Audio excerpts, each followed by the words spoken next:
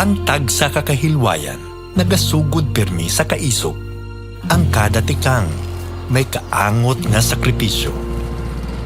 Mga pagsulay na hindi nila makita pero hinay-hinay nga nagabunga para sa mga nag-aasa sa aton.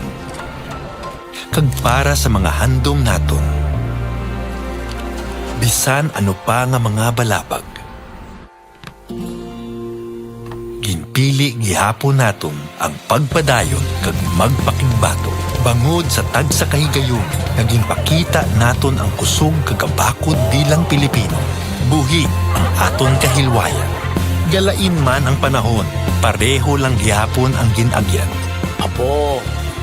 Kayang ginpakigbato sang una, Cheers ako! kinasaulog naton subong para sa ginpangabudlayan nga kahilwayan. Tanduay,